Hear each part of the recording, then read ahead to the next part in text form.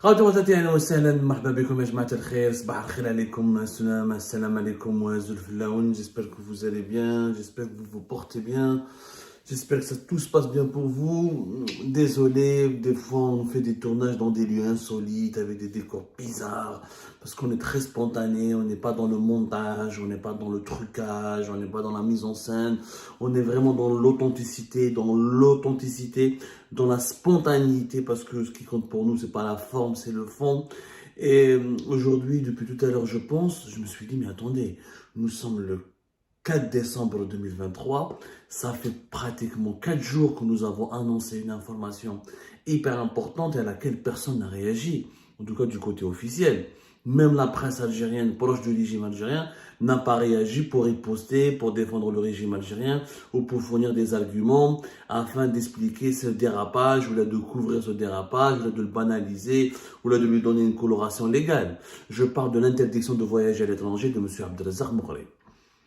Abdelrazak Moghri, il y a de cela plus exactement 3 jours, le 1er décembre dernier, a reconnu sur sa page Facebook, a confirmé des informations que nous avons d'ailleurs nous-mêmes divulguées, mais il a été interdit de quitter le pays depuis l'aéroport d'Alger, alors qu'il devait aller à Doha, au Qatar. Ensuite, depuis Doha, il devait rejoindre Kuala Lumpur, en Malaisie.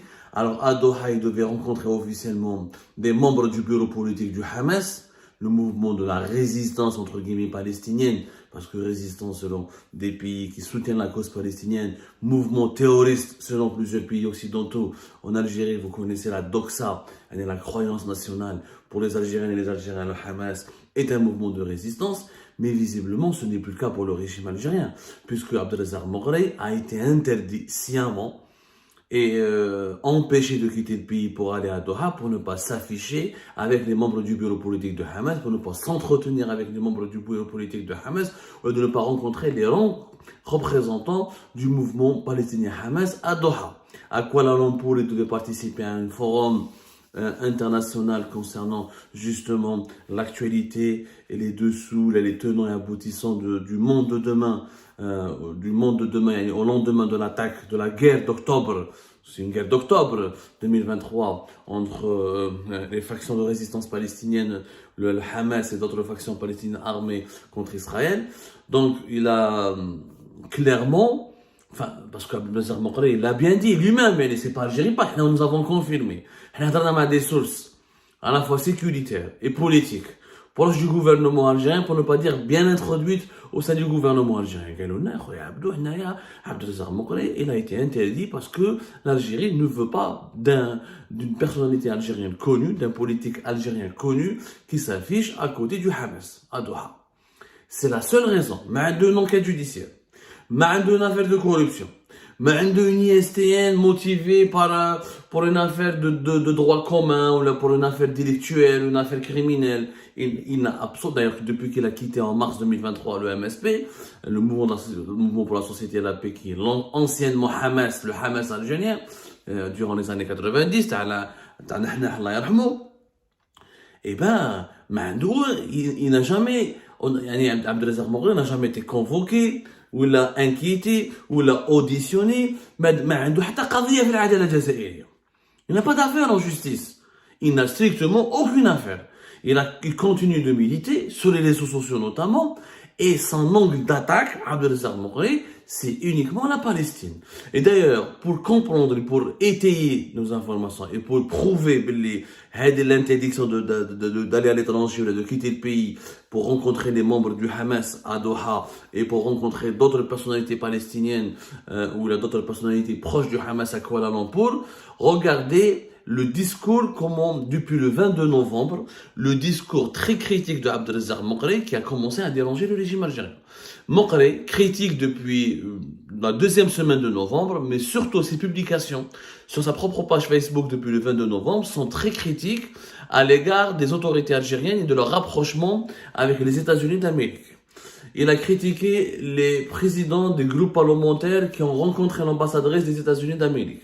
Il a demandé aux autorités algériennes de faire pression sur les États-Unis d'Amérique dans le cadre d'une initiative qui pourrait rassembler d'autres pays arabes et musulmans pour demander aux États-Unis d'Amérique de cesser de soutenir les crimes israéliens à Gaza et en Palestine.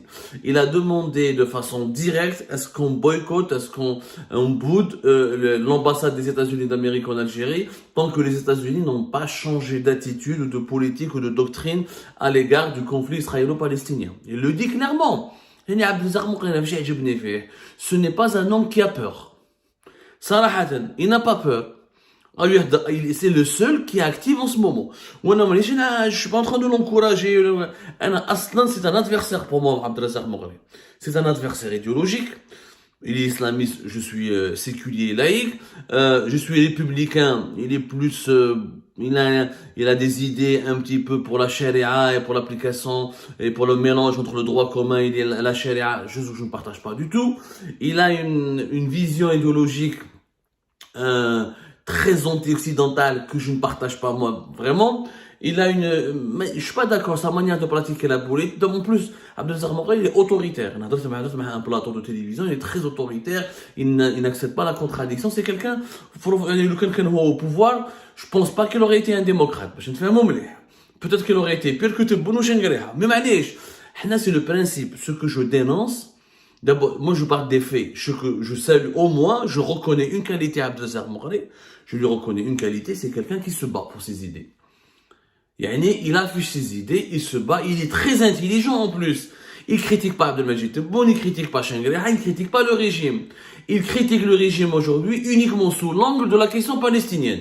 Il parle pas de corruption, il parle pas de mauvaise gestion, il parle pas de l'inflation et de la cherté de la vie, il parle pas de la faillite économique du pays. Juste quand il a été empêché de quitter le pays, nous vivons la phase la plus la régression la plus inquiétante dans l'histoire de l'Algérie récente en ce qui concerne les droits de l'homme, les droits politiques, les libertés publiques, les libertés politiques. Ça, il l'a dit. Il a critiqué la dictature, les dirigeants autoritaires. Mais quand il a été interdit de quitter le pays. Sinon, ces derniers mois, notamment depuis le début de la crise palestinienne, il axe toutes ses critiques et ses interventions sur la nouvelle attitude du régime algérien dans le dossier palestinien. Et c'est très intelligent de sa part. Il est rusé. Il est rusé et le pouvoir algérien est en train de faire une erreur en le transformant en martyr, en le réprimant, ou là, en essayant de l'ignorer, en croyant qu'il va se cantonner, en le limitant aux réseaux sociaux, en croyant que sa popularité, ou ses idées, ou sa vision, ou ses critiques ne vont pas se propager au-delà de sa page Facebook.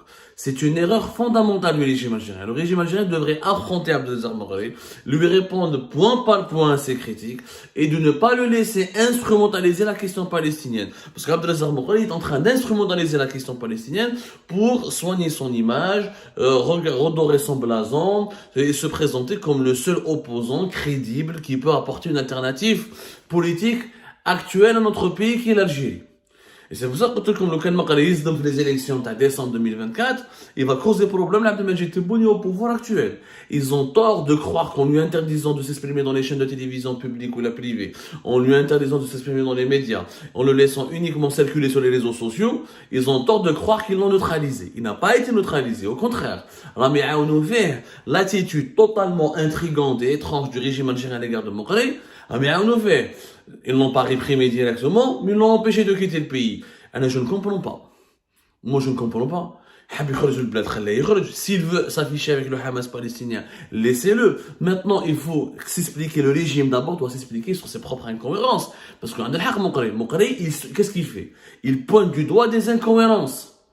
Il y a un rapprochement du régime algérien avec les puissances occidentales. Un rapprochement qui a commencé depuis l'échec de l'adhésion de l'Algérie au BRICS.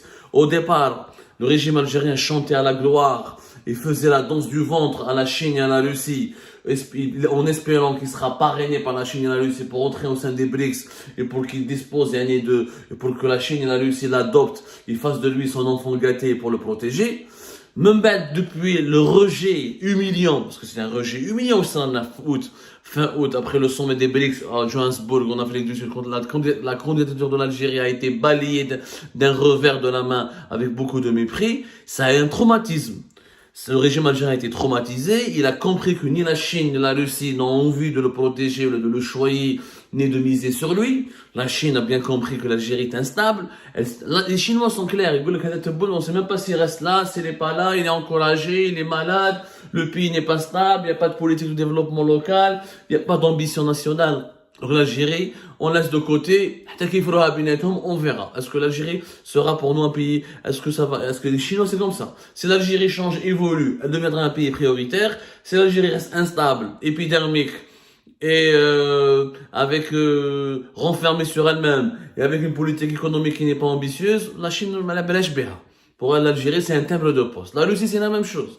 L'Algérie, elle lui achète des armes. Si l'Algérie n'achète pas des armes à la Russie, il y a l'Inde, il y a d'autres pays en Afrique. Même l'Égypte commence à acheter des armes à la Russie. C'est pas un problème. Il illustre la même chose comme les Chinois. Le régime, est-ce qu'il est stable? Est-ce qu'il sera là? Est-ce que l'armée ne va pas le renverser? On ne sait pas ce qui va se passer. Quand l'Algérie va devenir, quand il y aura une certaine visibilité et quand l'Algérie aura vraiment la possibilité de se développer, d'évoluer, on va la parrainer.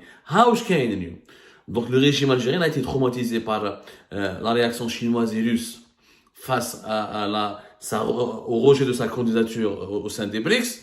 Donc il a fait un virage occidental, il s'est retourné vers l'Occident.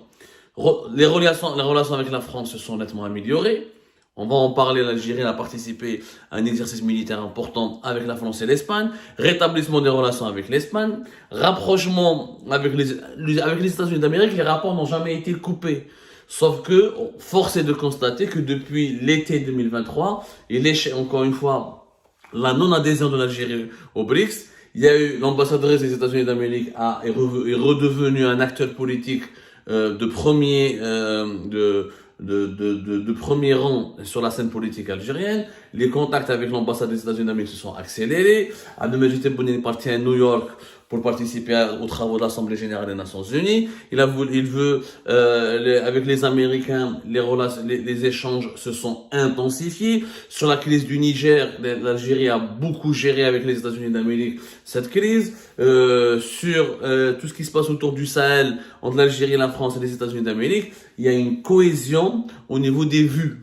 Au niveau du projet régional, il y a une véritable cohésion. L'Algérie ne souhaite pas une intervention étrangère excessive de la Russie. Elle ne souhaite pas une implantation de bases militaires de Wagner dans la région. Elle ne souhaite plus, en tout cas, que les forces étrangères se mêlent des affaires internes du Sahel. Et elle est d'accord avec la France et les États-Unis d'Amérique pour que les régimes autoritaires qui s'installent dans les pays voisins ne sont pas forcément une bonne chose et qu'il faut essayer de dialoguer avec toutes les parties prenantes des scènes politiques au Niger, ou là au Mali, ou là au Burkina Faso, pour essayer de ramener l'ordre constitutionnel. Donc l'Algérie s'est rapprochée énormément de l'Occident. D'ailleurs, il le dit dans ses pauses,